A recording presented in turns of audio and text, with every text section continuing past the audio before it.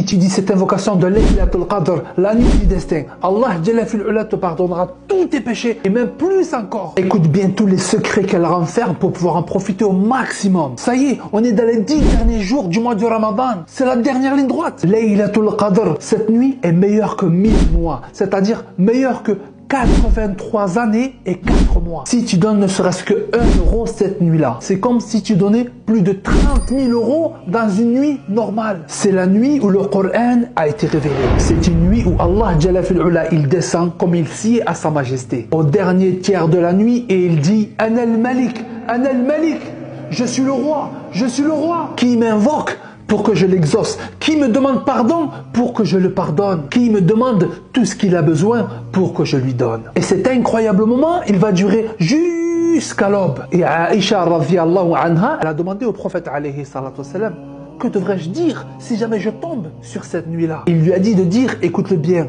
répète-le bien et mémorise-le bien, dis-le au maximum de fois, du plus profond de ton cœur et de ton être. Allahumma innaka afoun tuhibbul afwa fa'afu anni. C'est une toute petite invocation, mais avec une récompense incommensurable. Et en plus de ça, cette invocation, elle a un secret particulier que je vais te révéler maintenant. Le prophète alayhi salatu wassalam, il n'a pas dit Allahumma innaka ghafour tuhibbul maghfira faghfirli. Non, il a dit Al-Afou. Il a utilisé spécifiquement le nom d'Allah, Al-Afou. Et pourquoi il a utilisé ce terme-là, ce nom-là d'Allah Azza wa Jal? Écoute bien cette explication comme ça. Lorsque tu diras la dua, tu seras imprégné au maximum. S'il a utilisé le terme Al-Afou à la place de Maghfira, c'est pour cette raison bien précise. Al-Maghfira, ça signifie le pardon. C'est-à-dire qu'il dissimulera tes péchés dans ce bas monde et dans l'au-delà. Il te pardonnera, il ne te punira pas pour cela. Par contre, Allah, il te confrontera à tes péchés et il te les rappellera le jour de la résurrection. Allah, il mettra un voile entre les milliards et les milliards de personnes qui attendront pour se faire juger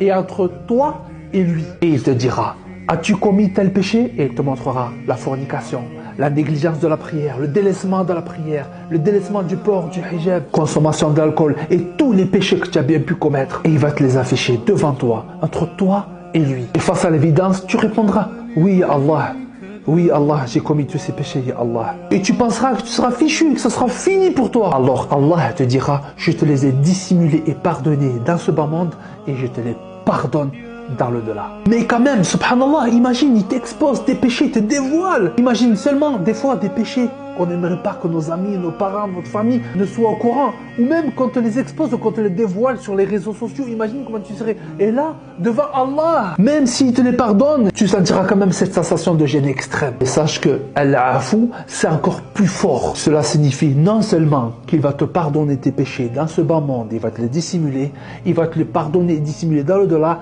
et en plus de te les pardonner et dissimuler, il va complètement te les effacer. Al-Afou, Allahumma innaka afou, tuhibbul afwa. Tu es certes celui qui pardonne et qui efface les péchés. Et tu aimes pardonner, effacer. Il aime ça, Allah Azza wa Jal, quand on lui demande. Ça veut dire que tu ne seras même pas confronté devant Allah Azza wa Jal face à tes péchés. Ils n'existeront même plus, ils seront complètement pulvérisés, effacés, comme s'ils n'avaient jamais existé. Ils seront supprimés des mémoires, de ta mémoire. Tu ne sauras même plus que tu as fait ces péchés. Donc tu n'auras pas cette gêne devant Allah Azza wa Jal, vu qu'ils n'apparaîtront pas dans tes péchés. En plus de ça, Allah Jalla fil Ula, il va te donner tout ce que tu lui as demandé, et bien plus encore que tout ce que tu as vraiment besoin, sans même que tu lui aies demandé. Est-ce que tu réalises la puissance de cette invocation? Est-ce qu'on ne devrait pas se dépêcher à se précipiter à ne cesser de la dire le plus souvent possible? Elle ne devrait pas quitter notre langue. Ces 10 derniers jours, 10 dernières nuits du mois du Ramadan, on doit tout donner. Oh toi mon frère qui te plains de ne pas réussir à faire la prière ou même d'être régulier. Oh toi ma soeur qui te plains de ne pas réussir à porter le hijab car c'est trop difficile pour toi. À tous ceux qui se plaignent qu'à chaque fois qu'ils commencent à faire la prière, ils n'arrivent pas à être concentrés. À tous ceux qui sont tombés dans la fornication et qui n'arrivent pas à s'en écarter. À tous ceux qui sont addicts à des produits illicites et qui n'arrivent pas à s'en éloigner. Ça serait pas l'opportunité rêvée pour enfin pouvoir revenir sincèrement vers Allah. Peu importe ce que tu as fait dans ta vie,